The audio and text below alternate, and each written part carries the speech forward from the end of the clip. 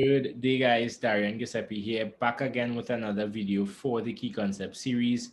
In today's video, what we're going to look at is the second key concept or key topic that I spoke about where integration is concerned. And that key topic is partial fractions or integration where partial fractions is concerned.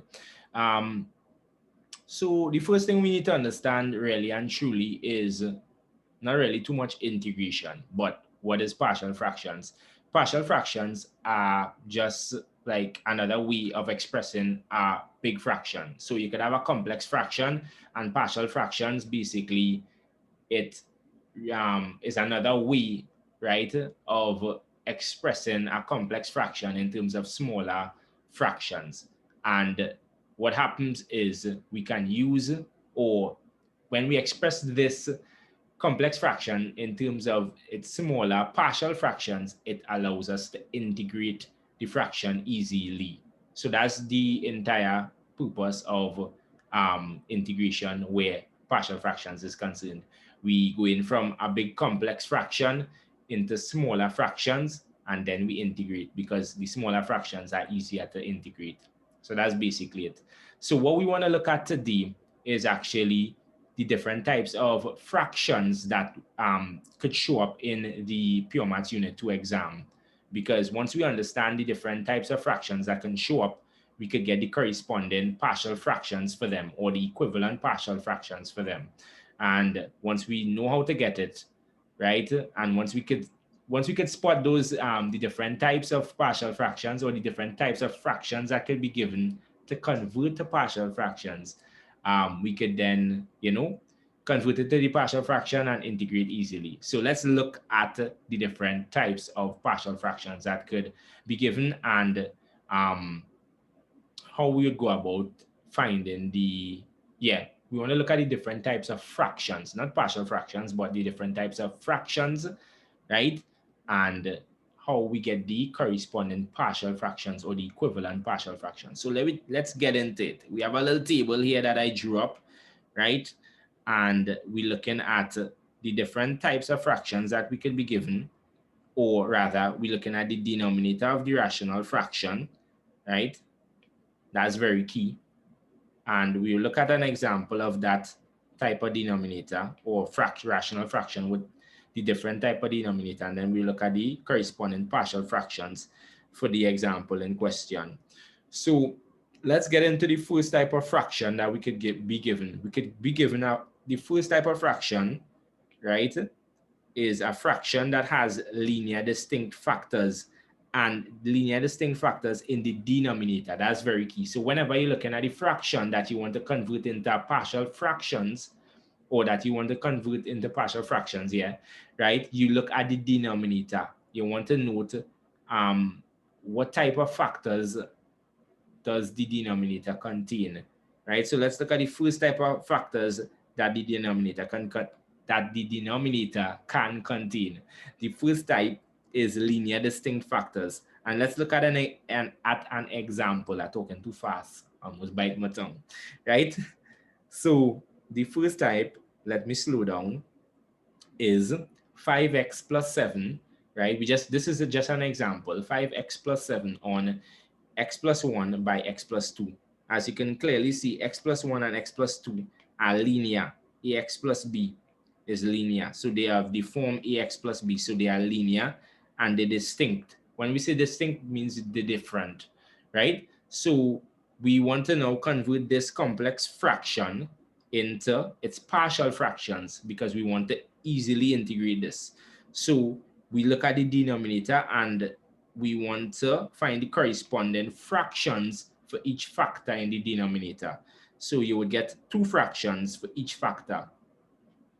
So this factor would give us this fraction, right? So the x plus 1 would give us a fraction e on x plus 1. And the x plus 2 would give us a fraction b on x plus 2. And all you need to do next is actually find a and b, which I will not be doing, but in an example, I will go through, right? I will do some examples. We will go through that there, but we're not really doing the calculations. Once you find a and b, you then can integrate these two, and it should be simple to integrate them. And that integral would be the same as the integral of this big thing here. And that's basically it, right? Integration where partial fractions is concerned. But it's just the first type of fraction you can get, a fraction that has linear distinct factors in the denominator. There are three more we need to go through. So you can have linear distinct factors. You can also have linear repeated factors. What is linear repeated? You're probably asking, right? Linear repeated is of this form, right?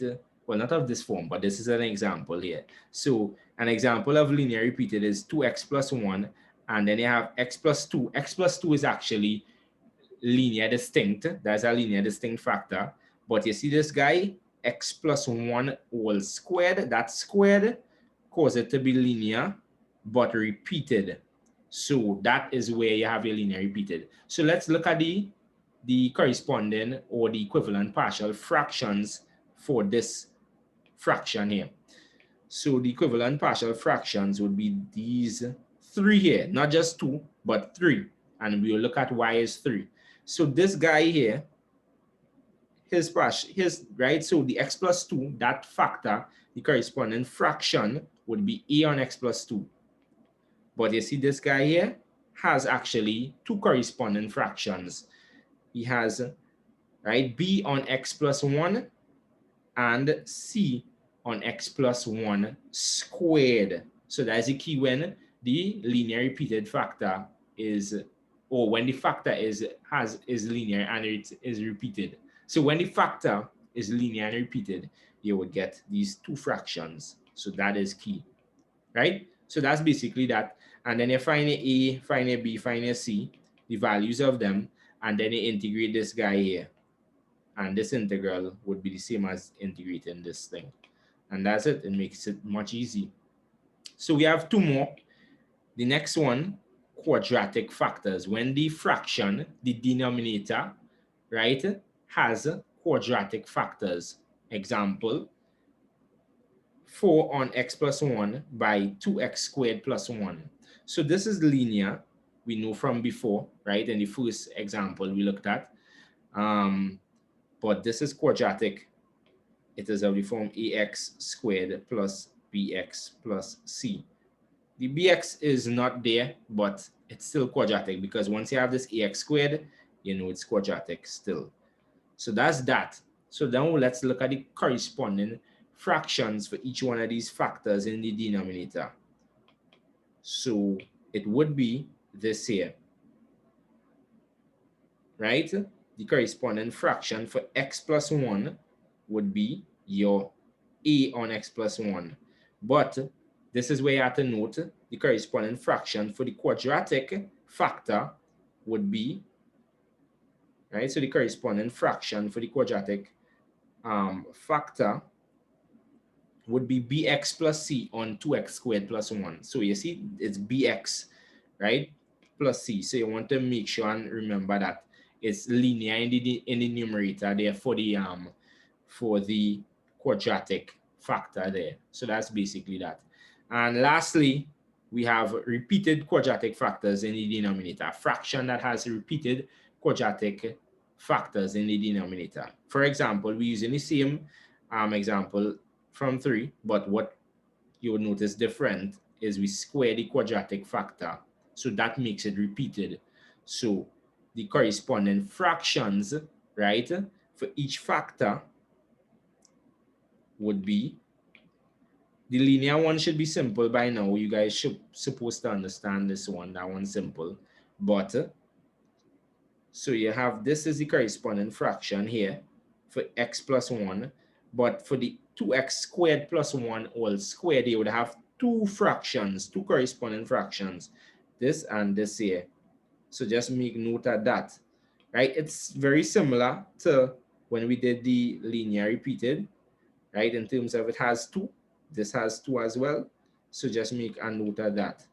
And that's really it, right? So integration where partial fractions is concerned, right? Where that is concerned, what you want to make sure and understand and know is the different types of fractions, right? In terms of the denominator, right? The different types of denominator that fractions could take or could have, and you want to make sure you could recall the different types of or the corresponding or equivalent partial fractions for each one of those factors, right, in the denominator for the fractions that could be given. So you have linear distinct factors, a fraction that has linear distinct factors in the denominator. It could have linear repeated factors in the denominator, quadratic factors in the denominator, repeated quadratic factors in the denominator. And based off of that, you need to note the corresponding partial fractions for the different types. Once you know that, then you can put down the partial fractions and then solve for the unknown terms in the numerator. After finding the unknown terms in the numerator, you can then integrate, and life is so much easier when you convert these fractions into their partial fractions. And that's it, guys. I will be doing an example in this. So if you're still not understanding it, have no fear, an example will come. Guys, like the video, subscribe to the channel, share it to somebody that you feel it will be beneficial to. And with that said, see you in the next video.